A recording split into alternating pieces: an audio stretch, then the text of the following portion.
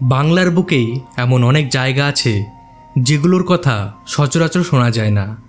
তেমনই এক জায়গা বর্ধমান ও হুগলি জেলার সীমানায় অবস্থিত বৈদ্যপুর। এই ছোট গ্রামটি একসময় ছিল জমজমাট, ঐতিহাসিকভাবে বেশ নামডাকও ছিল। শোনা যায় মধ্যযুগে এখানেই বাস করতেন অসংখ্য বৈদ্য পরিবার। সেখান থেকেই গ্রাম তার নাম পায় বৈদ্যপুর। 1680 সালে পূর্ব বর্ধমানের মেমারি থেকে হারাধন নন্দী নামের এক জনৈক ভদ্রলোক তার পরিবার নিয়ে বৈদ্যপুরে চলে আসেন এবং শুরু করেন খাদ্যশস্য, মূলত লবণ, মশলা ও বাদামের ব্যবসা।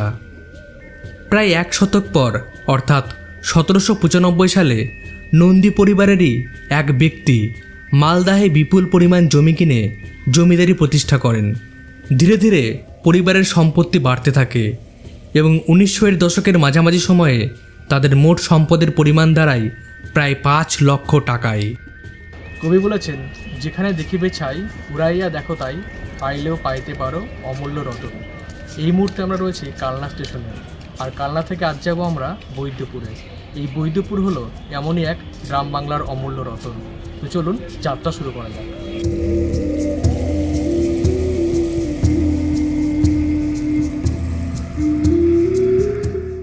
আমরা প্রথমে ভেবেছিলাম কালনা বাস স্ট্যান্ড যাব আর ওখান থেকে বাস ধরে বৈদ্যপুর যাব, কিন্তু এখানকার লোকজনকে জিজ্ঞেস করলাম যাদের দোকানপাট রয়েছে লোকাল, তো ওনারা বললেন রেলগেটে চলে যাও, ওখান থেকে বাস পেয়ে যাবে ডাইরেক্ট। তো আপাতত আমরা রেলগেটের দিকে ঘুরছি। এই রেলগেট দেখা যাচ্ছে, হাঁটা পথে 1 মিনিট মতো লাগবে।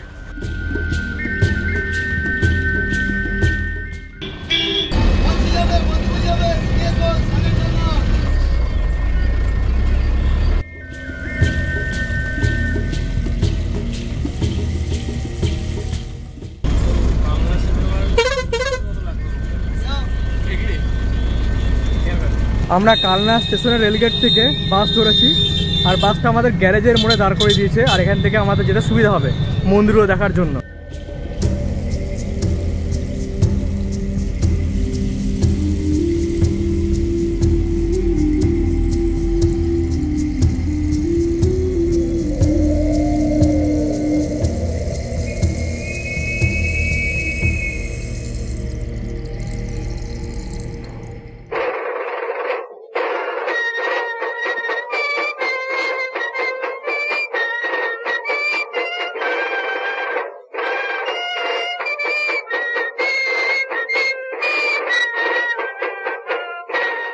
দেখবো এবার জগৎটাকের আরেকটি নতুন এপিসোডে আপনাদের সকলকে স্বাগত। আজকে আমরা রয়েছি বৈদ্যপুরে। স্থানীয়দের মতে এই গ্রামের নাম বদ্যিপুর, আর এখানে বেশ কিছু পুরনো ভগ্ন মন্দির রয়েছে আর তাদের টেরাকোটার কাজ রয়েছে। আমরা সেরকম একটি গলিতে রয়েছি। এখানকার মন্দিরের কারুকার্য দেখে আমি অভিভূত হয়ে যাচ্ছি। তো চলুন এবার আমরা এই গ্রাম ঘুরে দেখি।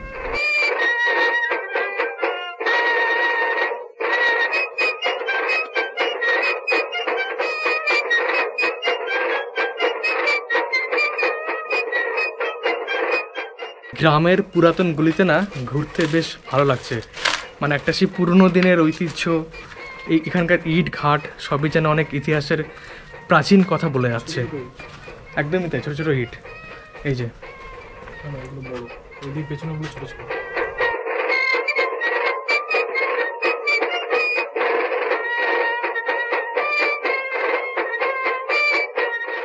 বহু বছর ধরেই নন্দী পরিবার এই বৈদ্যপুরেই বসবাস করতেন এবং গ্রামের স্থাপত্য ও সংস্কৃতিতে নানাভাবে তারা স্মৃতিচিহ্ন রেখে যান।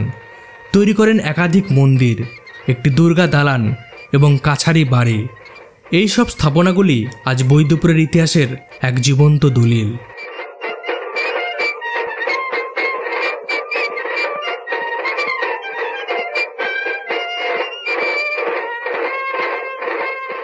(1832 থেকে 1835 খ্রিস্টাব্দের মাঝামাঝি সময়ে নির্মিত হয় এই বিশাল পূজা বাড়ি। ইন্দো অ্যাংলো স্থাপত্যশৈলীতে গড়ে ওঠা এই ভবনটির কেন্দ্রে রয়েছে একটি প্রশস্ত খোলা আঙিনা, যেটিকে ঘিরে দাঁড়িয়ে আছে 22টি স্তম্ভ। 2 তলা বারান্দাকে ভর করে রেখেছে এই 22টি স্তম্ভ। গোটা কমপ্লেক্সে ছড়িয়ে রয়েছে বেশ কিছু মন্দির। এই পূজা বাড়ির প্রকৃত নাম রাজবাড়ি। নামটি এসেছে নন্দী পরিবারের আরাধ্য দেবী রাজরাজেশ্বরীর নাম থেকে।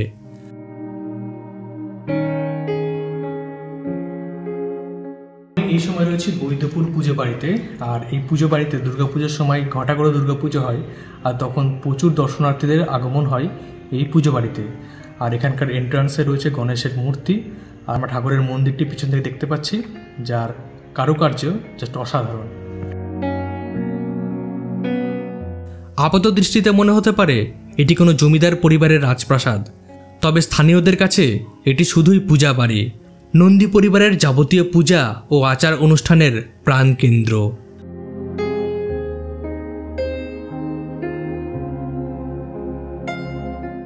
ঠাকুর বাড়ির ঠিক বাইরে সরু গলিপথ ধরে একটু এগোলে দেখা মেলে দুটি ছোট মন্দিরের, একটি নবরত্ন আর অন্যটি আটচালা। নবরত্ন মন্দিরটি 1602 খ্রিস্টাব্দে নির্মিত হয়েছিল জয়দেব নন্দীর দ্বারা। তিনি এই মন্দিরটি নিজের মায়ের স্মৃতির উদ্দেশ্যে নির্মাণ করেছিলেন।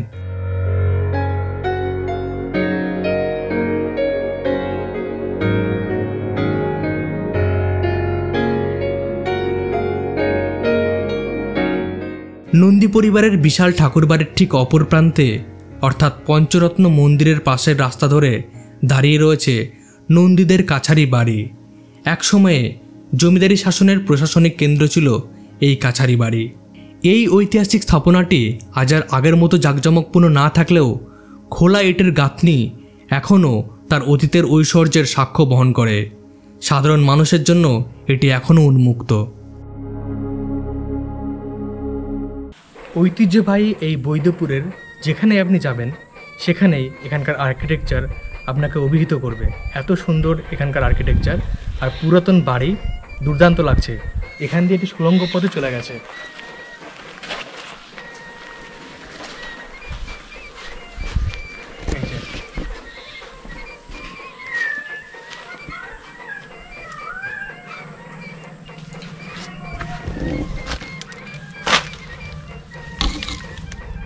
এই বৈদ্যপুর এলাকাটি মূলত হুগলি ও বর্ধমান জেলার সঙ্গমস্থলে অবস্থিত, তবে মূলত এটি বর্ধমান জেলার কালনা 2 ব্লকের অন্তর্গত।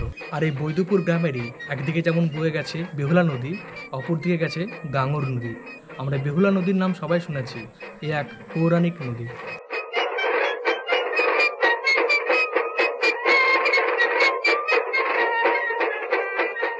রাস্তার আরেক প্রান্তে দাঁড়িয়ে থাকা আরেকটি পুরনো ভবন, সুসজ্জিত স্তম্ভে ভর করে থাকা একটি নীরব সৌধ। এটি একসময় ছিল নন্দী পরিবারের বৈঠকখানা, যদিও বর্তমানে এটি দর্শনার্থীদের জন্য বন্ধ রয়েছে।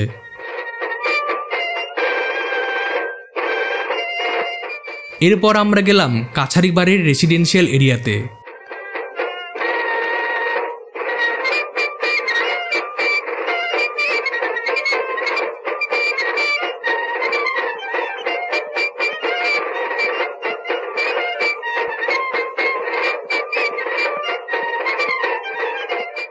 আমরা এখানে সব বাড়িতেই ঘুরছি, আর সব বাড়িতে ঢোকার পরেই একটা ওয়াও ফিলিংস হচ্ছে। এত সুন্দর লাগছে না, মানে এই বাড়িতে আমি একাই রয়েছি। নিচের তলায় রয়েছে 3টি সুদৃশ্য খিলানযুক্ত প্রবেশপথ, যেগুলির চারপাশে খোদাই করা রয়েছে ফুল ও লতাপাতার নকশা। খিলানের কারুকার্য দেখে স্পষ্ট এই ঐতিহাসিক ভবনটি শিল্প সমৃদ্ধ। এই জমিদার বাড়ির অন্দরমহল যেন বাংলার হারিয়ে যাওয়া এক ঐতিহ্যের নিদর্শন, যা আজও নিঃশব্দে অতীতের গল্প বলে যায়।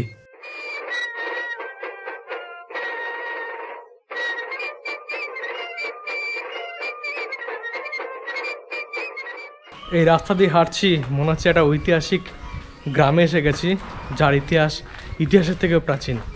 এখানকার বাড়ির যে ধ্বংসাবশেষ তা দেখে স্পষ্ট বোঝা যাচ্ছে কতটা প্রাচীন হতে পারে। তো বেশ ভালো লাগছে, আপনি একটা দিনে অবশ্যই এখানে আসতে পারেন।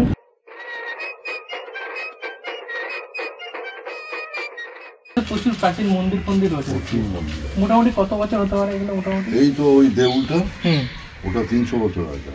আচ্ছা, আর যেগুলো ছোট ছোট ইটের বাড়িগুলো এগুলো সমস্ত প্রায় 200-250 বছর আগে। এখানে দুজন জমিদার ছিলেন, একজন তার নাম হচ্ছে ওই নসিমন্দিচন্দ্র। বঙ্কিমচন্দ্রের উপন্যাসের এখানে বইতে আছে, উল্লেখ রয়েছে। এবার এখানে এই একটা এখানটা রাস্তাটা দিয়ে এখানে নদী ছিল, গাঙ্গুর নদী। গাঙ্গুর নদী, ওটা সরে গেছে। হ্যাঁ, বেহুলা নদীও ছিল এখানে। হ্যাঁ, বেহুলা নদী ছিল। এই গাঙ্গুর নদীটা দিয়ে গঙ্গার সঙ্গে মিশে গেছে। আচ্ছা, বাংলা গঙ্গার সঙ্গে মিশে গেছে। এবার এই বরাবর নদী ছিল, ওরা নদীতে ব্যবসা করত। আচ্ছা, ওপরে সমস্ত ইয়ে থেকে শান্তিপুর থেকে এই থেকে বাংলার ওই চাঁদ সদাগরের এই বেহুলার বৃত্তান্তটা নাকি এখানে ওই সমস্ত এখানে হয়েছিল। হয়েছিল। ওর বাড়িও আছে, নরসিংদী চৌধুরীর বাড়ি আছে। আচ্ছা, ওর দুটো ছেলে, একটার নাম হরিহর, একটার নাম হরগোপাল। হরিহর এবং হরগোপাল, হরিহর বোধহয় এখনও বেঁচে আছেন কিনা জানি না, কিন্তু হরগোপাল বেঁচে আছেন, হরিহর মারা গেছে। আচ্ছা, হরিহরের হচ্ছে ওই ঠাকুর বাড়ি রাধাকৃষ্ণের মন্দির, ওটা দেখলাম। ওইটি। আর হরগোপালের হচ্ছে পুজো বাড়ি। পুজো বাড়ি স্টেট আছে, রাজভবন আছে, ওরা সব চালায়। আচ্ছা, ওরা এইখানে যত দোকান দেখছেন সব ওদের। আচ্ছা, সব দোকান ওদের দোকান। পুরো নন্দীবেষ্টিতে যায়। হ্যাঁ, প্রচুর মন্দির। এবার প্রচুর কিছু ব্রাহ্মণ আছে, যেমন এই পাড়াটা ব্রাহ্মণ, পাশে টোল পাড়াটা ব্রাহ্মণ। ওই ব্রাহ্মণরা কয়েকটু ঘর আছে, মানে এখানে হয়তো 30টা, ওখানে 30টা, এখানে 60টার ঘর আছে। বেশিরভাগই নদী। আর এখানে কি রথযাত্রার সময় কোনো রথযাত্রা হয়, ওখানে রথ আছে, এরা এদেরই, ওদেরই। তারপরে রাস হয়, এখানে দোল মন্দির, এখানে দোল হয়। আচ্ছা, রাধাকৃষ্ণ আসেন, এসে এখানে দোল হয়। এটা দোল মন্দির, আর এটা শিব মন্দির, আর এটা হচ্ছে জগদ্ধাত্রী মন্দির। আচ্ছা, এই সাদা রঙের এটা, এই মন্দিরটা একবার, এই মন্দিরটা এটা এটা হচ্ছে রাসমঞ্চ। এই ভেতরে যে ইয়েটা রয়েছে, সাদা নীল রঙের হচ্ছে রাসমঞ্চ।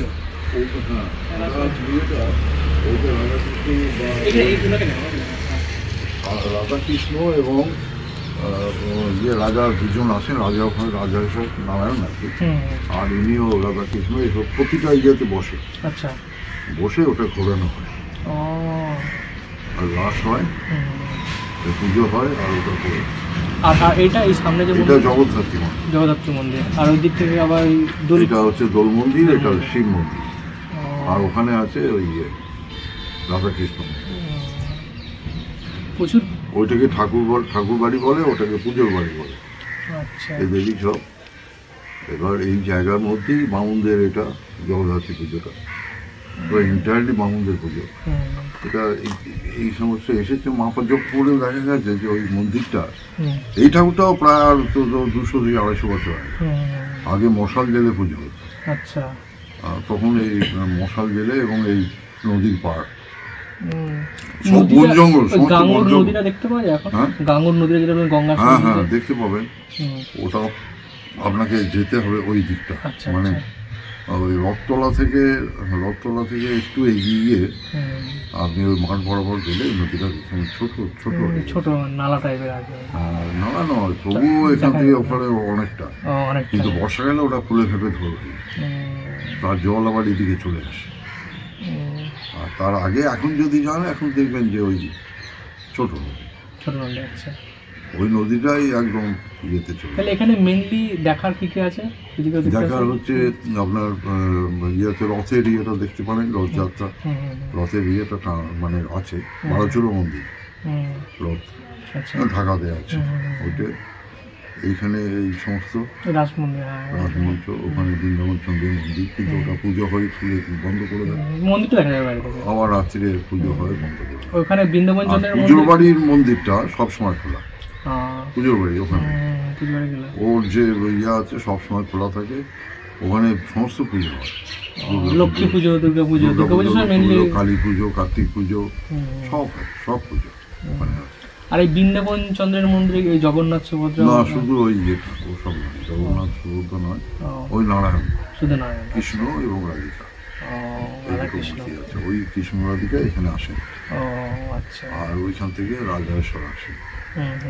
এবার শোভাযাত্রা হয়, গোটাটা ঘুরে ওই মন্দিরটা, গোটাটা এরা ঘুরে রাতের সময়, মানে খুব বেশি ধুম হয়। আর দুর্গাপুজোর সময় দুর্গা মন্দিরে হয়। দুর্গা মন্দির দুর্গা মন্দির ওদের মন্দির, ওই পুজো বাড়ি, জগদ্ধাত্রী মন্দির, হ্যাঁ পুজো বাড়ির মন্দিরটা বলে। আমাদের এখানে এইসব এখনকার যেমন সব প্যান্ডেল করে থিমের ঠাকুর এইসব করে, এরকম হচ্ছে।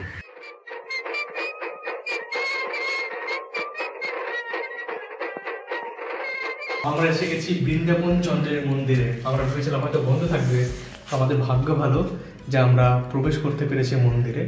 এই মন্দিরটা অনেক পুরনো, 300-400 বছরের পুরাতন হবে। তো আমরা একটু ভিতরে গিয়ে প্রবেশ করি।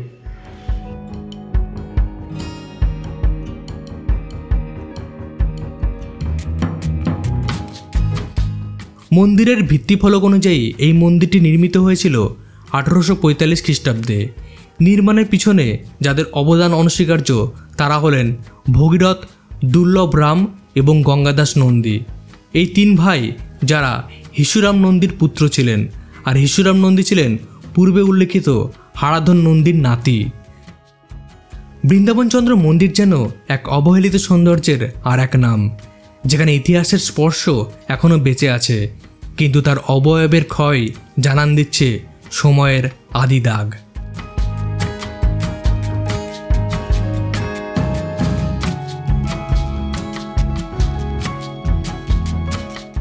মনসামঙ্গল কাব্য অনুযায়ী বেহুলা তার স্বামী লক্ষিন্দরকে বাঁচাতে এই গাঙ্গুরের জলে ভেসে গেছিল, আর তিনি একসময় এই বৈদ্যপুর এসে তার ভেলা থেমে যায়। মনে করা হয় এই বৈদ্যপুরেই তখন অনেক বৈদ্যরা থাকতেন এবং বেহুলা তার স্বামীকে বাঁচাতে সেই বৈদ্যদের শরণাপন্ন হন।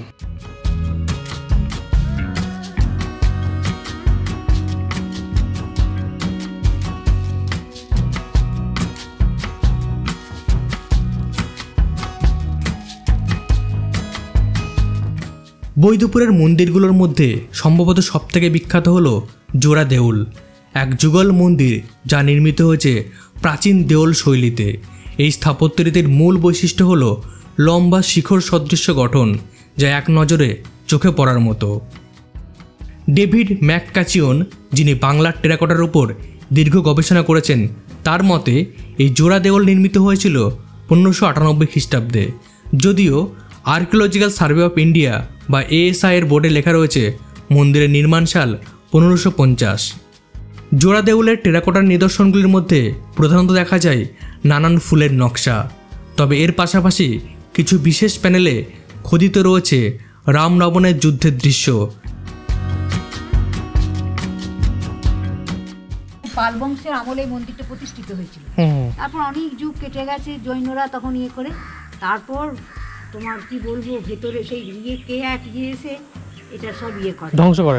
তারপর এটাকে নিয়ে নেয়, আর্কিটেক্ট নিয়ে নেয়, নিয়ে ওরা তখন না আমরা এখানে সব পুজো করতাম, খেলা করতাম, সব করতাম। আমি তো 42 বছর এসে, তারপর ওরা বললো যে না, এটা সৌন্দর্য, আমার দোতলা বাড়ি করতে দিল, এই যে আমার বাড়ি, বললো ওই সৌন্দর্য দেখবে না, এই সৌন্দর্য, এটা একমাত্র এইখানেই আছে।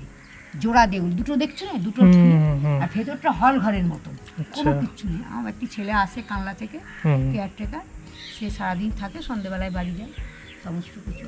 আর এই তোমরা কানলা দেখেছো একশোর মন্দির, আর বাঁকুড়াতে আছে বিষ্ণুপুরে টেরাকোটা জোড়া দেউল, তারপরে তোমার রাসমঞ্চ, তারপরে তোমার বুম ঘর, আমার ওখানে বাপের বাড়ি, তারপর ওই সমস্ত আছে। আর ওইখানেকার ইয়েটাই, এই নিদর্শনটা, এটাতে কোনো ইয়ে নেই, ছিঁড়ি নেই না, আমাদের ওখানে ছিঁড়ি বসে। তা অনেক দূর দর্শনার্থীরা আসবে, এটার কাজ খুব বিখ্যাত। এই যে গোলগুলো না, ভদ্রলোক এই ইয়ে থেকে মুর্শিদাবাদ থেকে এসেছিল, আমার বাড়িতে সব জল ফল নিত। ওরা এখানে দীর্ঘ মানে প্রায় 2 বছরের মতো থেকে ইটগুলোকে না সমানে ঘষত, আর ওইখানে দুটো চৌবাচ্চা করেছিল, চুন আর সুরকি ভিজিয়ে রাখত, তারপরে ওরা এর ইয়ে লিপিবদ্ধ কোথাও পাওয়া যাবে, লিপি তো পাণ্ডু লিপি।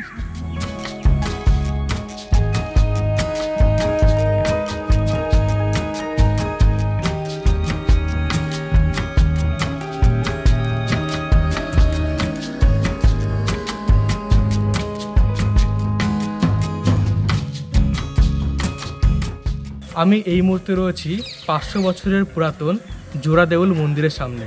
এটি বৈদ্যপুরে অবস্থিত, আর এই মন্দিরটি মূলত জৈন মন্দির। এই মন্দিরটি অতি প্রাচীন হওয়ায় বেশ কিছু অংশ ভেঙে যায়। 2 বছর আগে এটিকে রক্ষণাবেক্ষণ করা হয়। জোড়া দেউল থেকে প্রায় 400 মিটার দক্ষিণ পশ্চিমে বৈদ্যপুর ওল্ড রোডের ধারে দাঁড়িয়ে রয়েছে দুটি ছোট 8চালা মন্দির, যেগুলোর টেরাকোটার অলঙ্করণ আজও নজর কাড়ে। বৈচি থেকে বৈদ্যপুর আসা যায়, আবার কালনা থেকে বৈদ্যপুর আসা যায়। আমার ডান দিকের রাস্তা সোজা যাচ্ছে বৈচিতে, আর বাঁ দিকের রাস্তাটা কালনাতে। বৈদ্যপুর যে শুধুমাত্র জমিদার বাড়ি আর মন্দিরের জন্য বিখ্যাত তা কিন্তু নয়। এখানকার রসগোল্লা আর মাখা সন্দেশ পর্যটকদের কাছে খুবই জনপ্রিয়। তাই আমরাও বৈদ্যপুরের স্মৃতি আরও মধুর করতে একটু মিষ্টিমুখ করলাম। এখন পড়ন্ত বিকেল, বেশ কিছু পুরনো স্মৃতি নিয়ে আমরা বাড়ি ফিরছি। দেখতে থাকুন দেখবো এবার জগৎটাকে। আবার দেখা হবে আবার অন্য কোনো পুরনো গলিতে।